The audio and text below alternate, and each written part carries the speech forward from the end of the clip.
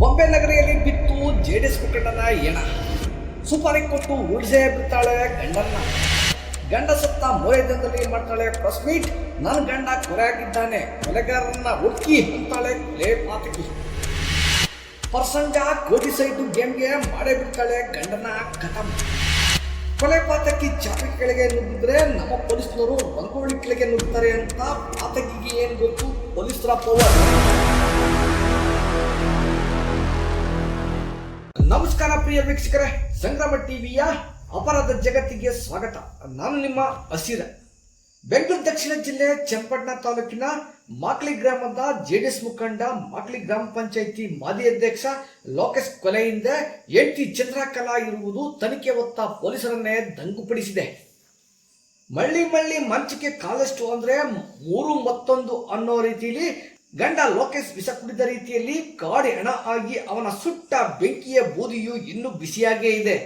3 ದಿನದಲ್ಲಿ ನಮ್ಮ ಕಿವಿಗೆ ಯಾವ ರೀತಿ ಹೂ ಮುಡಿಸ್ತಾಳೆ ಈ ಚಂದ್ರಕಲಾ, ನೀವೇ ನೋಡಿ. ನನ್ನ ಹೆಸರು ಚಂದ್ರಕಲಾ ಅಂತ, ನಮ್ಮ ಯಜಮಾನ್ ಹೆಸರು ಲೋಕೇಶ್ ಅಂತ. ಸೋಮವಾರ 23ನೇ ತಾರೀಕು ಸಮಯ ಸಂಜೆ 6 ಗಂಟೆಯಿಂದ 6:10 ಬೆಂಗಳೂರಿಂದ ಬಂದರು. ಹೊರಟಿ ನಂತರ ನಾನು ಸ್ವಲ್ಪ ಟೈಮ್ ಆದಮೇಲೆ ಅವ್ರಿಗೆ ಕಾಲ್ ಮಾಡಿದಾಗ ಊರಿಗೆ ಹೋಗ್ತಾ ಇದ್ದೀನಿ ಅಂತ ಹೇಳಿದ್ರು. ಅದಾದಮೇಲೆ ಮತ್ತೆ ಯಾರೋ ಕಾಲ್ ಮಾಡಿದ್ರು, ಅವರಿಗೆ ಯಾರು ಅಂತ ಗೊತ್ತಿಲ್ಲ. ಮತ್ತೆ ಆಮೇಲೆ ಮಾಡ್ತೀನಿ ಅಂತ ಹೇಳಿದ್ರು. ಮತ್ತೆ ನಾನು ಮಾಡಿದಾಗ ಹತ್ತತ್ರ ಊರ ಹತ್ರ ಇದ್ದೀನಿ, ಆಮೇಲೆ ಹೋಗಿ ನಾನು ಮನೆಗೆ ಹೋಗಿ ಕಾಲ್ ಮಾಡ್ತೀನಿ ಅಂತ ಹೇಳಿದ್ರು.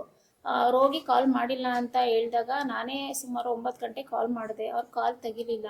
ಫೋನ್ ತೆಗಿದೇ ಇದ್ದಾಗ ನಾನೆಲ್ಲೋ ಅವ್ರಿಗೆ ನಾಟಕ ಇತ್ತು ಅಂದ್ಬಿಟ್ಟು ಹೊರಟಿದ್ದು.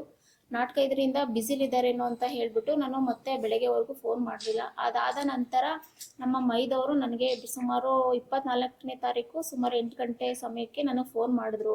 ಅಣ್ಣವ್ರು ಫೋನ್ ಮಾಡಿದ್ರ ಈ ಥರ ಹೇಗೆ ಅಂತ. ಊರಿಗೆ ಹೋಗಿದ್ರಲ್ಲ, ಊರಿಗೆ ಹೋಗಿಲ್ಲ ಅಂತ ಹೇಳಿದ್ರು. ಹಾಗಾಗಿ ಇದರಲ್ಲಿ ನಾವು ಫ್ರೆಂಡ್ಸ್ಗಳು ನಾವು ಎಲ್ಲ ಫೋನ್ ಮಾಡಿದ್ವಿ, ಅವ್ರು ತೆಗಿಲಿಲ್ಲ. ಹಾಗಾಗಿ ನಾವು ಬೆಂಗಳೂರಿಂದ ಸೀದಾ ಬಂದು ಬೆಂಗಳೂರಿಂದ ನಾವು ಹೊರಟು ಬಂದು MK ದೊಡ್ಡಿಗೆ ಹೋಗಿ ಅಲ್ಲಿ ಕಂಪ್ಲೇಂಟ್ ಮಾಡಿ ಮತ್ತೆ ಕಂಪ್ಲೇಂಟ್ನ ಚನ್ನಪಟ್ಟಣ ಸ್ಟೇಷನ್ಗೆ ಕೊಡಬೇಕು ಅಂತ ಹೇಳಿದ್ರು. ಅಲ್ಲಿಗೆ ಬಂದು ಕೊಡೋಷ್ಟರಲ್ಲಿ ಬೇರೆಯವರು ನೋಡಿ ಯಾವುದೋ ಒಂದು ಕೆಸಾಪುರ ಗ್ರಾಮ ಚಾಕಿ ಸೆಂಟ್ರಿಂದ ಮುಂದೆ ಹಿಂಗೆ ಕಾರು ಮತ್ತೆ ಒಂದು ಶವ ಬಿದ್ದಿದೆ ಅಂತ ಹೇಳಿ ಪೊಲೀಸ್ನವರೆಲ್ಲ ಬಂದು ಅದಾದ್ಮೇಲೆ ನಾವೇ ಹೋಗಿ ನೋಡಿದ್ದು. ಮತ್ತೆ ಇನ್ನೊಬ್ದು ಐ ವಿಟ್ನೆಸ್ ಆಗಿ ಅದೇ ಪಕ್ಕದ ಗ್ರಾಮಸ್ಥರು ಒಬ್ರು ನೋಡಿದ್ದಾರೆ. 4 ಜನ ಕಾರಲ್ಲೇನೋ ಎತ್ತಾಕೊಂಡು ಹೋಗ್ತಿದ್ರು ಅಂತ ಮಾಹಿತಿ ನೀಡಿದ್ದಾರೆ. ಅದಕ್ಕೆ ಯಾವುದೇ ಮಾಹಿತಿ ಇಲ್ಲ ಸರಿಯಾಗಿ ಅಂತ ಪೊಲೀಸ್ನವ್ರು ಸರ್ ಹೇಳ್ತಿದ್ದಾರೆ. ಅದಕ್ಕೆಲ್ಲ ನಮಗೆ ಮಾಹಿತಿ ಬೇಕು. ಅಂದರೆ ನನ್ನ ಗಂಡನ ಆತ್ಮಕ್ಕೆ ಶಾಂತಿ ಸಿಗಬೇಕು, ನಮ್ಗೆ ನ್ಯಾಯ ಒದಗಿಸ್ಕೊಡ್ಬೇಕು. ಯಾವುದೇ ರೀತಿ ಏನು ಇಲ್ಲ ಅಂತ ಇನ್ನೂ ತನಿಖೆ ಮುಂದುವರಿಸ್ತಾ ಇದ್ದಾರೆ. ಅದನ್ನು ಕೂಡ ರಿಪೋರ್ಟ್ ಬಂದಿಲ್ಲ ಹಾಗೆ ಹೇಗೆ ಅಂತ ಇನ್ಫಾರ್ಮ್ ಮಾಡ್ತಾ ಇದ್ದಾರೆ. ಈ ಮುಖಾಂತರ ಈ ಕೇಳ್ಕೊಳ್ತಿರೋದಿಷ್ಟೇ, ನನ್ನ ಗಂಡನ ಆತ್ಮಕ್ಕೆ ಶಾಂತಿ ಸಿಗಬೇಕು. ಅದು ಯಾರೇ ಆಗಿರಲಿ ಏನೇ ಆಗಲಿ ನಮಗೆ ಸಾಕ್ಷಿ ಸಮೇತ ಬೇಕು ಅಂತ ಕೇಳ್ಕೊತಾ ಇದ್ದೀನಿ. ನೋಡಿದ್ರಲ್ಲ ವೀಕ್ಷಕರೇ, ಪಾಪ ಅಮಾಯಕ ಹೆಣ್ಣು ಮಗಳು ನನಗೆ ನ್ಯಾಯ ಕೊಡಿ. ಪೊಲೀಸರು ಪ್ರಕರಣವನ್ನು ದಿಕ್ಕು ತಪ್ಪಿಸುತ್ತಿದ್ದಾರೆ.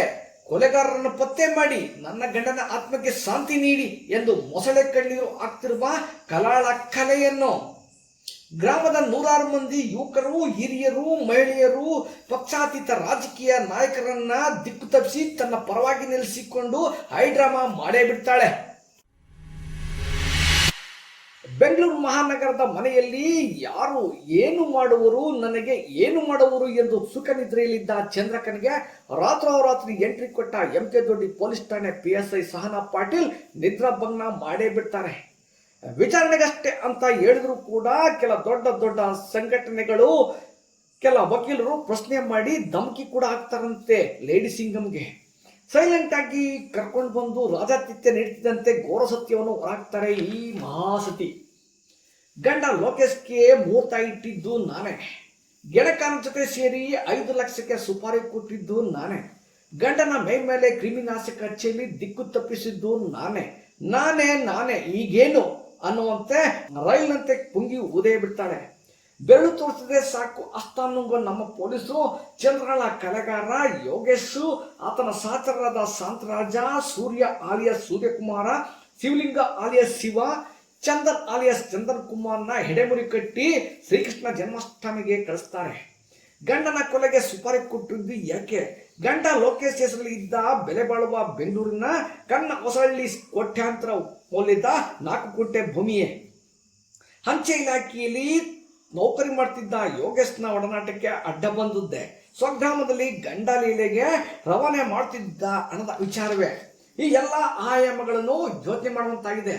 ಅದೇನೇ ಇರಲಿ, ನಮ್ಮ ಚನ್ನಪಟ್ಟಣ MK ದೊಡ್ಡಿ ಪೊಲೀಸರು, ಅದರಲ್ಲೂ ಗ್ರಾಮಾಂತರ CPI ಪ್ರಕಾಶ್, PSI ಸಹನಾ ಪಟೇಲ್ ನಮ್ಮ ಮೇಲೆ ಆರೋಪ ಹಾಕಿದವಳೆ. ಆರೋಪಿಯಾಗಿರುವುದು ನೆಟ್ಟಿಸರಿಗೆ ಕಾರಣವಾಗಿದೆ. ವಯಸ್ಕರೇ, ಈ ಪ್ರಕರಣ ಸುಖಂತ ಕಂಡಿಲ್ಲ ಎಂದೇ ಹೇಳಲಾಗ್ತಿದೆ. ಗಣಕಾರನ ಜೊತೆಯೇ ಗಂಡನ ಕಾರು ಹಿಂಬಾಲಿಸಿ ಕ್ರಿಮಿನಾಶಕ ಕುಡಿಸಲು ಸಾಥ್ ನೀಡಿದಳು ಎಂದು ಕೂಡ ಹೇಳಲಾಗ್ತಿದೆ. ಕ್ರಿಮಿನಾಶಕ ಮಾಕ್ಲಿ ಮೆಡಿಕಲ್ ಸ್ಟೋರ್ನಿಂದ ಸರಬರಾಜಾಗಿದ್ದು ಎಂದು ವಿವಾದವಾಗಿತ್ತು. ಇದು ಕೂಡ ಸಂಪೂರ್ಣ ತನಿಖೆ ಆಗಬೇಕಿದೆ. ಅಲ್ಲದೆ ಗಂಡನ ಸೋದರ ಸಂಬಂಧಿ ತನ್ನ ಜೊತೆ ಅಸಭ್ಯ ವರ್ತನೆ ಬಗ್ಗೆ ಗಂಡನಿಗೆ ದೂರಿಡಿದ್ರು ಯಾರನ್ನಲಿಲ್ಲ. ಇದರ ಮರ್ಮವೇನು? ಈ ಎಲ್ಲ ಅನುಮಾನಗಳಿಗೆ ನಮ್ಮ ಖಡಕ್ ಪೊಲೀಸ್ ತಂಡ ತೆರೆಯಲಿರುವವರೇ ಕಾದು ನೋಡಬೇಕು. ಈ ಪ್ರಕರಣದಲ್ಲಿ WPC ಸುನಂದಮ್ಮ ಹಾಗೂ ಗ್ರಾಮಾಂತರ ಪೊಲೀಸ್ ಠಾಣೆಯ ಪಿತ ಸಂತೋಷ್ ರಾಮ ಶ್ಲಾಘನೆ ಅಂತಾನೆ ಹೇಳ್ಬೇಕಾಗುತ್ತೆ. ಪ್ರಿಯ ವೀಕ್ಷಕರೇ, ಸದ್ಯದ ಪರಿಸ್ಥಿತಿಯಲ್ಲಿ ಚಂದ್ರಕಲಾ ಮಾಡಿದ ತಪ್ಪಿಗೆ ಕಂಬಿ ಎಂದೇ ಕಣ್ಣೀರು ಹಾಕಿದ್ರೆ ಗೆಣಕಾರ ಅಂಚೆ ಯೋಗೇಶ ಹಂಗೋ ಹಿಂಗೋ ಅವರಿವರ ಮನೆಗೆ ತಂತಿ ತಲುಪಿಸಿ ಆರಾಮಿದ್ದೆ ಎಂದು ಗೋಳಾಡ್ತಿದ್ದಾನಂತೆ. 3 ಕಾಸಿನ ಆಸೆಗೆ ಕೊಲೆ ಮಾಡಿ ಜೈಲಿನಲ್ಲಿ ಮುದ್ದೆ ಮುರಿಯಬೇಕಾಗುತ್ತಲ್ಲ ಎಂದು ಸಹಚರರು ಚರ್ಚಿಸಿದ್ದಾರೆ. ಓ ಎಣ್ಣೆ, ಈ ಕೊಲೆ ನ್ಯಾಯವೇ?